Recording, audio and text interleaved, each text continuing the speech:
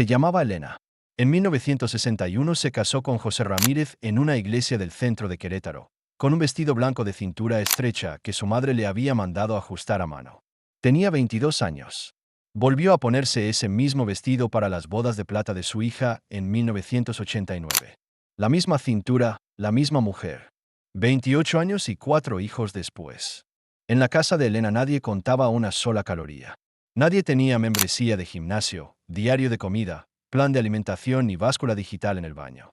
Nadie usaba la palabra dieta, salvo para decir la dieta de la casa, es decir, lo que se comía todos los días. No había alimentos prohibidos, ni sistemas de puntos, ni fotos de antes y después.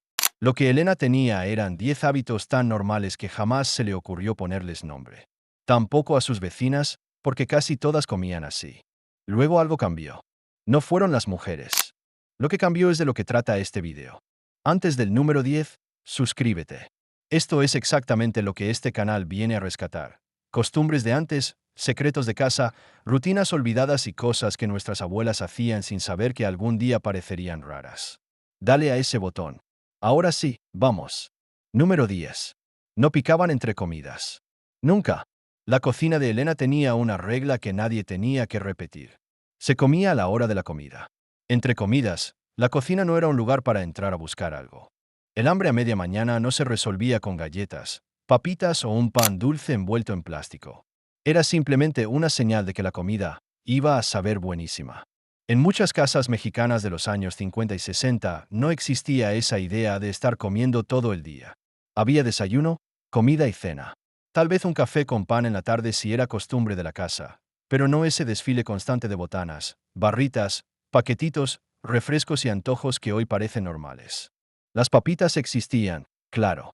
También los cacahuates, los dulces de la tiendita y las galletas de lata. Pero no ocupaban el lugar que ocupan ahora. No estaban en cada cajón, en cada gasolinera, en cada escuela, en cada oficina, en cada fila de caja. La vida de estar picando no nació porque el cuerpo humano cambiara. Nació cuando alguien descubrió que se podía vender hambre en bolsitas. Elena no tenía ese producto todos los días. Y por eso tampoco tenía ese problema todos los días. Número 9. El desayuno de verdad. Martes por la mañana, 1959. El gallo del vecino, el radio prendido bajito, el comal calentándose. 2 huevos estrellados en manteca o en poquito aceite, frijoles de la olla recalentados, tortillas recién salidas, café de olla o café negro. Y para los niños, un vaso de leche. Nadie le decía rutina matutina. Así empezaba el día. Y eso aguantaba hasta la comida sin necesidad de licuados de proteína, barras energéticas ni cereales con dibujos en la caja. El desayuno de antes no venía en envoltura. No tenía lista de ingredientes, ni personaje infantil, ni promesa de ligero, fit o bajo en grasa. Era comida. Huevos, frijoles, tortillas, queso fresco, fruta de temporada, leche, café.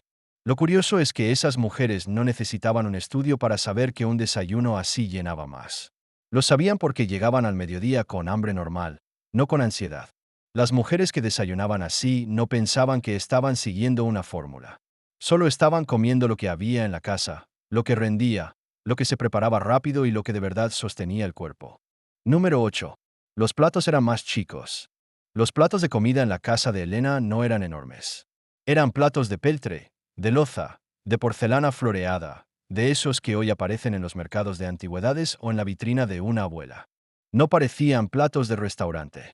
No parecían charolas. En muchas casas, un plato lleno significaba una porción mucho más pequeña que la que hoy consideramos normal. Un poco de arroz, frijoles, guisado, tortillas aparte, tal vez ensalada de nopales o calabacitas. Se veía abundante porque el plato era del tamaño correcto. Eso no es un detalle menor. El plato le habla al cerebro antes que el estómago. Cuando el plato está lleno, uno siente que comió completo. Pero si el plato crece, la porción crece sin que nadie lo note. Elena nunca terminaba de comer pensando, me quedé corta. El plato estaba lleno. La comida estaba servida. La mesa decía lo que tenía que decir. Lo que antes se habría considerado una comida completa, hoy en muchos lugares sería visto como una porción chica. Y nadie sintió que faltaba comida hasta que alguien empezó a vendernos platos más grandes, porciones más grandes y la idea de que más siempre era mejor. Número 7. Comían casi siempre las mismas horas. En la casa de Elena, el desayuno era temprano. La comida fuerte era a las 2 o 3 de la tarde. La cena era sencilla y tenía su hora. No porque alguien hablara de metabolismo, horarios hormonales o ayuno intermitente. Simplemente porque así se organizaba la casa. El señor llegaba del trabajo, los niños salían de la escuela, la sopa estaba lista, el arroz reposando, las tortillas envueltas en servilleta. La mesa tenía horario. Entre esos puntos fijos, no pasaba gran cosa. No había una barra de granola en la bolsa, un café con crema batida al salir, una bebida azucarada en el coche, una galleta frente a la televisión, una botana por aburrimiento. El cuerpo de Elena sabía cuándo iba a comer. Y cuando el cuerpo sabe, no vive en emergencia. Hoy se habla mucho de escuchar al cuerpo, pero para muchas mujeres de antes eso habría sonado extraño. Ellas tenían hambre a su hora, comían a su hora, y al día siguiente, otra vez. Luego llegó la idea de reemplazar comidas. Malteadas, polvos, sobres, productos que prometían hacer más fácil lo que antes no necesitaba producto. El horario de Elena no costaba nada. El producto que lo reemplazó sí. Número 6. El azúcar era para ocasiones. El azúcar estaba sobre la mesa de Elena. Visible, disponible, sin candado y sin culpa. Nadie contaba gramos. Nadie decía veneno blanco. Nadie escondía el azúcar como si fuera una tentación peligrosa. Pero había una diferencia enorme. El azúcar todavía no estaba metida en todo. Se usaba para el café, para el agua fresca del domingo, para el arroz con leche, para el atole, para el pastel de cumpleaños, para las galletas que se hacían en casa, para el flan cuando venían visitas. No estaba escondida en el pan de caja, en los aderezos, en las salsas, en los cereales, en los yogures, en las bebidas saludables, en las cremas para café, en los productos salados que ni siquiera saben dulces. Una salsa casera de antes llevaba jitomate, cebolla, chile, ajo y sal. Tal vez cilantro. Tal vez un chorrito de aceite. Nadie le ponía jarabe de maíz a una salsa de mesa. Elena no endulzaba los frijoles. No endulzaba el guisado. No endulzaba la sopa. No endulzaba el pan con nombres raros que nadie podía pronunciar. Cuando el azúcar era ocasional, todavía podía hacer algo que hoy casi perdió: dar verdadero gusto. La hija de Elena todavía se acordaba del pastel de 3 leches de los cumpleaños. No porque hubiera pastel todos los días, sino porque había uno, se esperaba, se compartía y valía la pena recordarlo. Número 5. Agua, leche y café. Esa era la mesa. El lechero pasaba temprano. Botellas de vidrio, tapa de aluminio, el sonido de los envases en la puerta. En algunas casas era leche bronca que se hervía.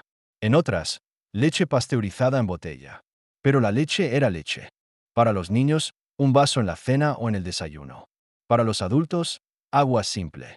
Café después de comer, negro o con un chorrito de leche. El refresco existía. Claro que existía. Una Coca-Cola de vidrio, una Sidral, un Orange Crush, una chaparrita, una Jarritos. Pero aparecía en domingo, en la fiesta, en la visita, en la tortería, en la comida especial. No era una botella de 2 litros abierta todos los días en la mesa. Hoy, muchas bebidas dejaron de acompañar la comida y empezaron a reemplazar al agua. Refrescos, jugos industrializados, cafés dulces, tés embotellados, aguas saborizadas, bebidas energéticas, bebidas ligeras que siguen acostumbrando al paladar a necesitar algo dulce. El agua no tiene marca poderosa cuando sale del filtro o del garrafón. La leche simple tampoco necesita una campaña enorme para parecer moderna. Así que hubo que inventar otra cosa. Y eso nos lleva al número 4. Número 4. El café era café. Café negro. 2 calorías, si acaso. Eso era todo. El café de Elena se hacía en olla, en percoladora o en jarrito.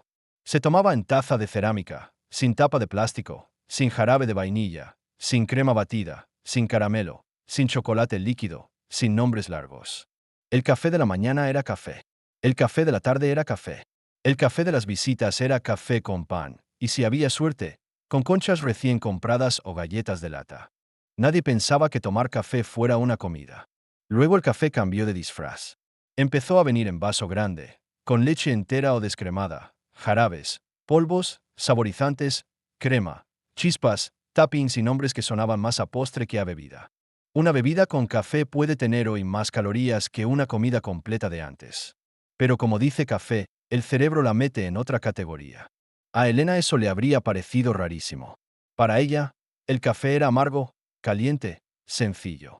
Podía llevar un poco de leche o una cucharadita de azúcar, pero no era un pastel líquido. No vendieron café. Vendieron azúcar con aroma de café. El descanso de Elena duraba 15 minutos y cabía en una taza. Lo que vino después necesitó menú, tamaño, promoción y lealtad de cliente. Cuando empecé a revisar estas costumbres, pensé que la respuesta era fuerza de voluntad, que las mujeres de 1960 simplemente se aguantaban más que nosotras. Pero no es eso lo que muestra la historia. Lo que había era un mundo donde la comida todavía no estaba diseñada para sacarle dinero al hambre a cada hora del día. El hambre actual, en buena parte, fue fabricada. Primero se crearon productos para estar comiendo todo el tiempo. Luego se vendieron soluciones para controlar lo que esos mismos productos provocaban. La diferencia de disciplina existe, claro. Pero también existe porque hoy peleamos contra un sistema hecho para que la disciplina falle, y luego nos venden la forma de casi arreglarla. Estos hábitos no eran castigos. Eran lo normal. Eran un martes cualquiera. Y el número 1 es justo lo que más intentaron que olvidáramos. Número 3. Se movían durante todo el día. En 1960, en muchas casas mexicanas, la palabra ejercicio no existía como la usamos ahora. Ejercicio era cosa de soldados, de atletas, de muchachos en la escuela. Las mujeres no hacían ejercicio. Vivían. La mañana de un ama de casa podía incluir tender camas, barrer el patio, trapear con jerga, lavar ropa a mano o en lavadora de rodillos, exprimir, tender en la azotea, bajar al mercado, cargar bolsas, hacer fila en la tortillería, regresar caminando, picar verdura, moler en molcajete, lavar trastes, preparar comida, servir, recoger, volver a limpiar. Nada de eso se llamaba entrenamiento. Pero el cuerpo sí lo contaba. Elena no tenía reloj de pasos. Tenía mandado que hacer, ropa que tender, niños que llevar, tortillas que comprar y una casa que mantener de pie. Su barrio era su gimnasio. El mercado era su caminadora. La cubeta, la escoba, el tendedero, el metate o el molcajete eran parte de una vida que exigía movimiento sin pedir permiso. Hoy pagamos una mensualidad para recuperar una parte del movimiento que antes venía incluido en la vida diaria. No porque aquellas mujeres fueran mejores, sino porque su mundo todavía obligaba al cuerpo a usarse. Número 2. Cocinaban casi todo desde cero. La despensa de Elena tenía harina, arroz, frijol, lenteja, garbanzo, papas, cebollas, huevos, manteca, aceite, chiles secos, jitomate, ajo, tortillas, café, azúcar y lo que estuviera de temporada. Eso no se abría y se comía de inmediato. Había que prepararlo. Y esa preparación era una protección. Cuando haces la comida desde cero, no hay jarabe de maíz en el caldo de pollo porque tú no se lo pusiste.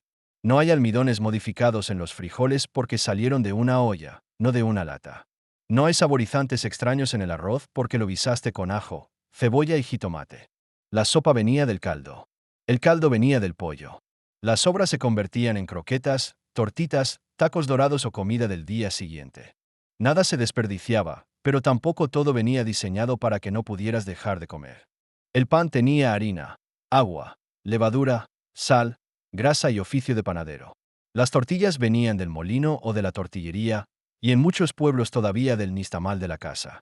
Elena comía pan, comía tortillas, comía frijoles, comía mantequilla, comía arroz. Y aún así, el vestido seguía cerrando en 1989. Número 1. Comía grasa de verdad. Este es el punto que más incomoda, porque es el que más dinero hizo olvidar. Elena cocinaba con manteca de cerdo, con mantequilla, con leche entera, con crema de verdad, con queso fresco, con yema de huevo, con caldo que tenía sustancia. La sopa no era light. Los frijoles tenían una cucharada de manteca. Las tortillas se calentaban en comal. El mole llevaba ajonjolí, chocolate, chiles, especias y grasa. El arroz se freía antes de cocerse. El café podía llevar leche entera. La nata se aprovechaba. Y aún así, las mujeres no vivían necesariamente subiendo de peso como nos hicieron creer que pasaría. Después llegó el miedo a la grasa. Llegaron los productos bajos en grasa, las margarinas que prometían ser mejores que la mantequilla, los yogures ligeros llenos de azúcar, las leches descremadas, los panes saludables, las galletas sin grasa pero con una lista interminable de ingredientes. El problema es que cuando se quitó la grasa, algo tenía que ocupar su lugar. Y muchas veces ese algo fue azúcar, almidones, saborizantes y productos cada vez más procesados. Las mujeres que comían grasa real en 1955 no pensaban que estaban haciendo una dieta antigua. Solo cocinaban como les habían enseñado sus madres. La generación que cambió manteca por productos ligeros no necesariamente se volvió más delgada. Muchas veces pasó lo contrario. Elena se quedó con la mantequilla. Se quedó con la manteca. Se quedó con la crema real. Nunca leyó una etiqueta que le dijera que su comida necesitaba ser corregida. Elena Ramírez murió en 2011, a los 72 años. Su hija encontró el vestido de novia de 1961 guardado en un baúl de cedro, envuelto en papel de China. Lo levantó frente al espejo, lo miró un momento y lo volvió a doblar. Los 10 hábitos que Elena cargó durante toda su vida adulta costaban menos, juntos, que muchas de las soluciones modernas que hoy prometen arreglar lo que antes no estaba roto. Ninguno requería suscripción. Ninguno requería aplicación. Ninguno necesitaba una etiqueta que leer, un número que contar o una báscula que consultar. Ninguno partía de la idea de que el cuerpo era el enemigo. Lo que cambió entre la cocina de Elena y la nuestra no fue lo que el cuerpo humano necesita. Eso no cambió tanto. Lo que cambió fue quien empezó a ganar dinero cuando esas necesidades simples fueron reemplazadas por productos que se podían fabricar, empacar, anunciar y vender. Elige una cosa de esta lista. Hazla durante una semana. Luego vuelve a los comentarios y cuéntame qué pasó. El siguiente vídeo ya está listo.